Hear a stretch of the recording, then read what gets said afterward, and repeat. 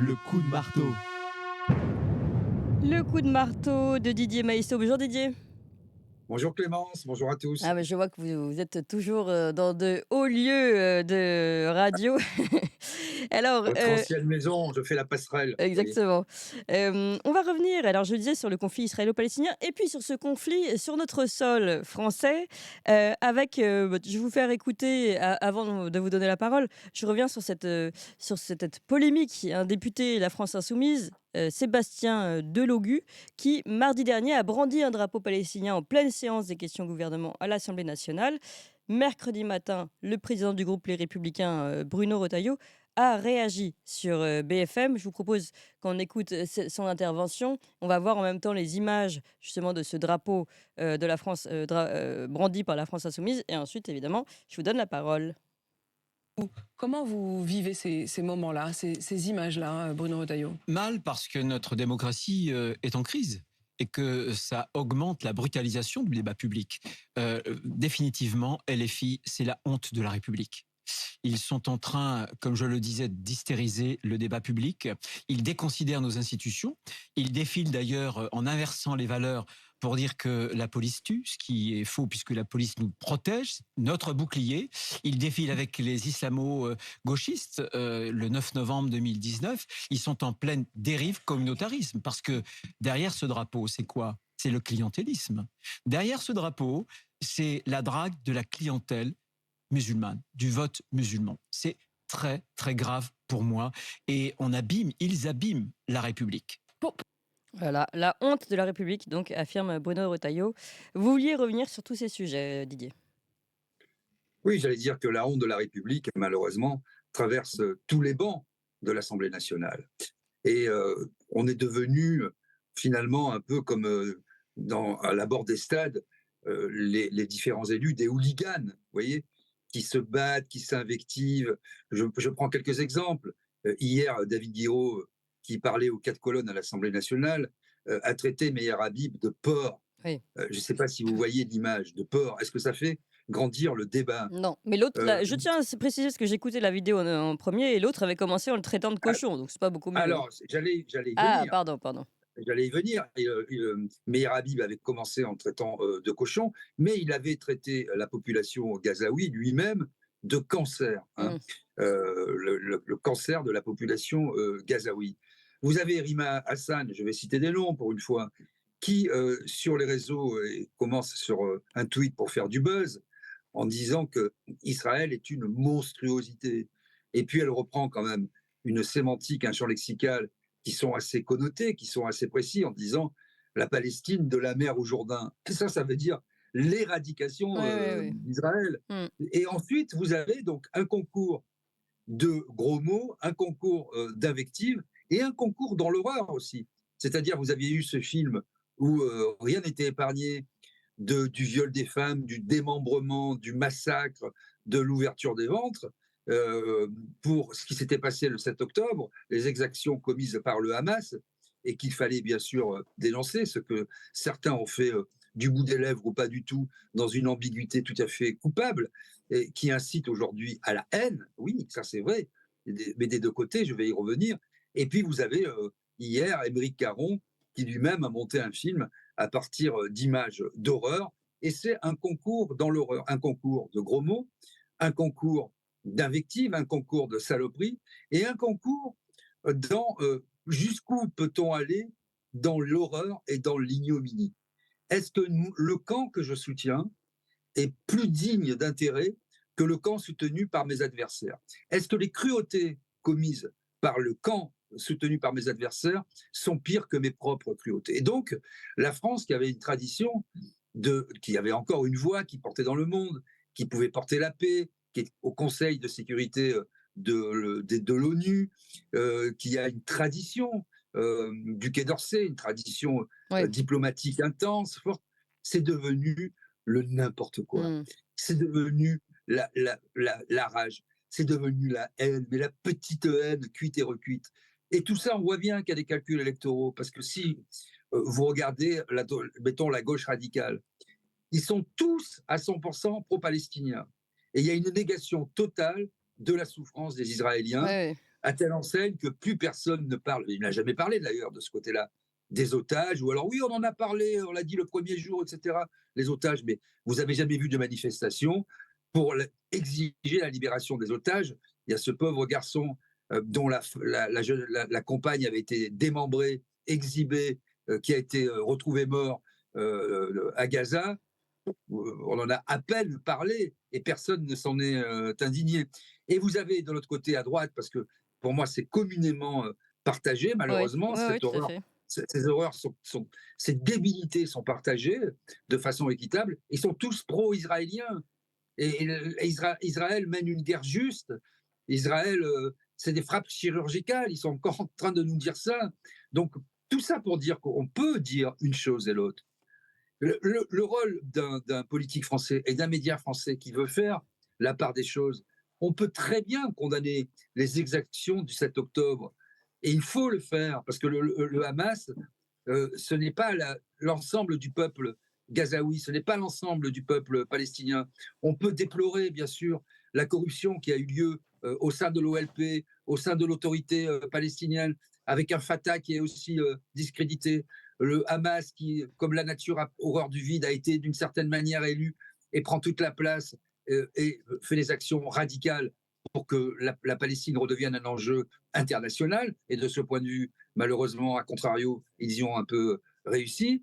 Et on peut aussi dire que depuis que le Likoud a été pris d'une certaine manière par le Premier ministre israélien Netanyahou, avec des alliances avec, appelons-la l'extrême droite, c'est encore plus grave que ça, puisque en fait ce sont des suprémacistes Oui, ultra religieux qui veulent l'éradication d'Israël, de la de la Palestine. Palestine, de Et Gaza, oui. Mm. on voit bien aujourd'hui quand même, vous m'arrêtez si je dis des bêtises, mais je ne crois pas que ce qui est pas avoué en termes de but de guerre, c'est quand même l'éradication de la population gazaoui. C'est ce qu'on constate tous les jours. Alors, après, on peut contester les chiffres du Hamas. D'ailleurs, ils ont été, même l'ONU est revenue en arrière. Oui, Bien mais sûr, il y a de la propagande. les chiffres Il y a de Benjamin Netanyahou sont déjà en eux-mêmes assez éloquents. La moitié des morts alarmant, sont alarmant. la population Il, il- civile, hein. il déplace les populations qui bombardent ensuite et il dit on va faire une enquête. C'est une tragique erreur. Non, ce que je veux dire par là, c'est que la souffrance, elle est communément partagée dans cette partie du globe, hein. Quand vous avez des gens qui souffrent, qui meurent, Mm. des enfants qui hurlent sous les décombres, des gens qui sont violés, démembrés, Mais bien sûr. 47 fois violés, exhibés sur des pick-up, c'est la même souffrance, c'est l'humanité entière qui souffre. Il n'y a pas quand on est de droite, Et on soutient Israël, et vous avez quand on tout est à fait de gauche, raison. Mais on tout à fait soutient la raison. Palestine. Et Et, ça, et, et, et ça, c'est c'est devenu de l'autre côté, oui, insupportable. oui, exactement, vous avez raison. Et en France, on a un rôle, on aurait pu avoir un rôle d'équilibre, et on ne le voit pas aujourd'hui. C'est camp contre camp, chacun se renvoie à ses insultes et à ses Voilà. communautarismes, et c'est bien dommage. Vous voyez Clémence, un peu de hauteur de vue, Ouais. un peu de recul. Une- On une- sait que ces tragédies, elles sont là. On ne va pas régler d'un coup de baguette magique. Mais pourquoi je parle de phénomène de hooliganisme? Parce que c'est quelque part, c'est un peu ça.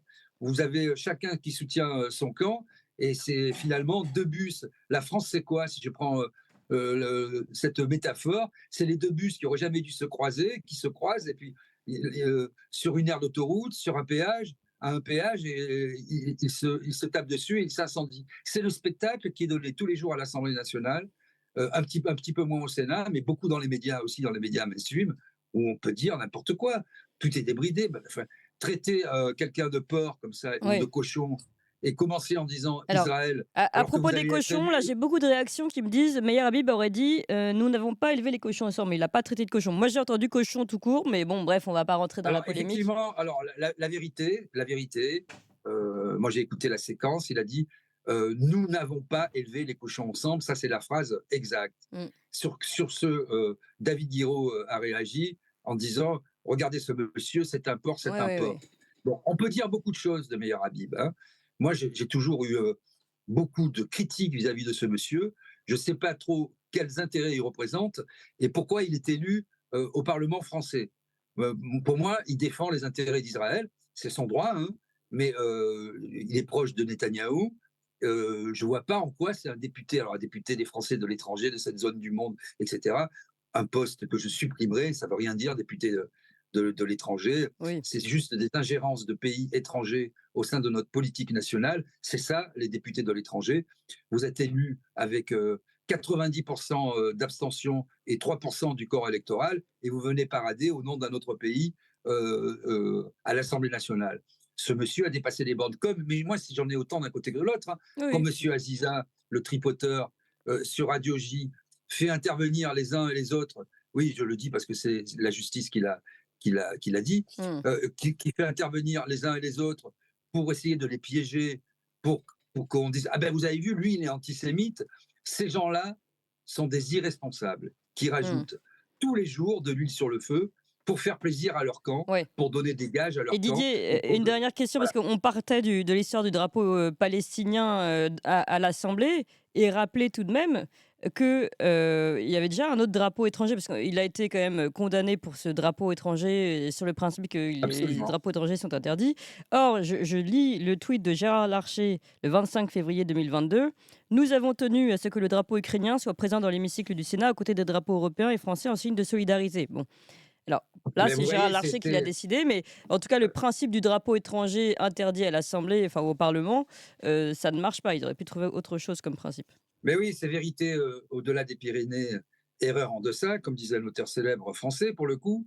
Et effectivement, on a vu Monsieur Larcher avec un large drapeau, parce qu'il a de l'épaisseur politique, bien sûr, ce Mmh, monsieur. oui, Donc un large drapeau ukrainien jaune et bleu enveloppé dans ce drapeau. De la même manière, Madame Braun-Pivet qui déclarait son soutien inconditionnel à la fois à l'Ukraine et qui s'est rendu d'ailleurs dans une manière un peu hypocrite, rendre hommage aux Juifs en Ukraine, quand on sait que les pogroms qu'il y a eu en Ukraine et les milliers de Juifs qui ont été massacrés dans la nuit par les milices, et notamment à la tête desquels était Stepan Bandera, hein, mmh, qu'on honore par des avenues et des monuments qui ont été débaptisés, comme l'avenue de Moscou, oui, et que M. Zelensky trouve cool que oui. M. Bandera soit un Mais nazi. mais mais Il d'ailleurs, trouve ça Didier, cool. dans la même, continuation de pensée, on a vu là que, Emmanuel Macron a invité Volodymyr Zelensky à venir commémorer,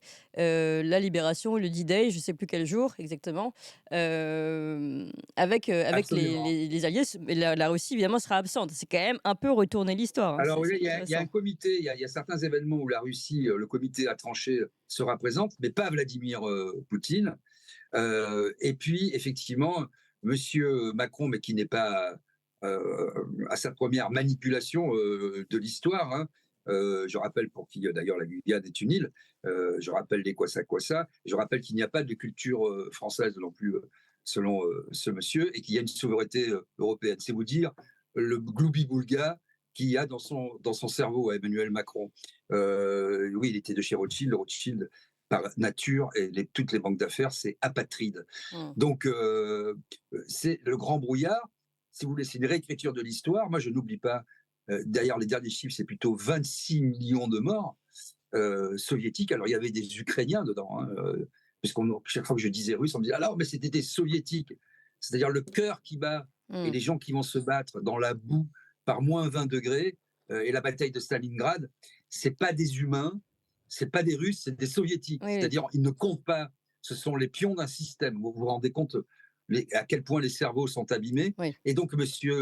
Macron réhabilite par là même M. Zelensky, niant le rôle trouble de l'Ukraine pendant la Seconde Guerre mondiale. Je rappelle que les Russes étaient nos alliés, et que les Ukrainiens sont infestés, ont été infestés par le nazisme qu'ils appelaient le nationalisme, et sont aujourd'hui encore pollués par cette façon de penser, par cette idéologie.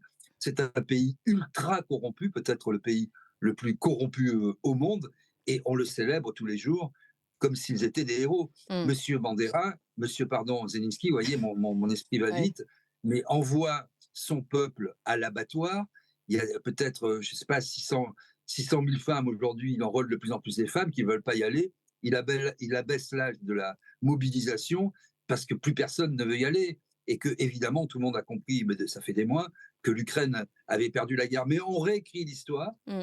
en fonction de. De ce qui nous arrange. C'est un renversement Oui, un orwellien. renversement On des valeurs, réécrit ouais. l'histoire on renverse les valeurs Ouais. et on présente, c'est un anachronisme historique, on présente l'histoire en fonction de ses accointances et de sa supposée appartenance à un camp. Il n'y a aucune sincérité là-dedans. Ouais. Moi, je pleure aussi bien les soldats russes, les jeunes garçons russes qui vont se faire tuer loin de chez eux, comme je pleure les Ukrainiens et je pleure les enfants palestiniens qui pleurent au milieu des décombres, qui cherchent leurs parents, comme je pleure les femmes et les familles de toutes ces jeunes filles qui ont été violées, qui faisaient la fête à côté de Gaza et qui faisaient pas de mal, qui dansaient Mmh. et c'était dans un kibbutz et c'était quand même cette gauche qui voulait faire des ponts Mmh. avec les Palestiniens. Ouais, ouais. Donc on peut pas raconter n'importe quoi et le spectacle qui est livré chaque jour et rediffusé à l'envi par les médias mainstream est un spectacle non seulement affligeant, mais tout à fait insupportable et très peu ragoûtant. C'est une honte. Moi, quand je vois les politiques que nous avons, j'ai honte d'être français. Je peux vous le dire, c'est le seul moment où j'ai honte d'être français. Je suis toujours fier de mon pays. Je suis fier de mes sportifs, fier de mes écrivains, fier quand la France fait quelque chose de grand et de beau dans le monde. Quand je vois la classe politique et la classe médiatico-politique, j'ai honte. Ce sont des hooligans. Donc débarrassons-nous des hooligans. Merci beaucoup, Didier Maisto, pour, cette, mise au clair et puis, bonne journée aussi à toute l'équipe, de la radio qu'on peut deviner derrière vous. À très vite, Didier et puis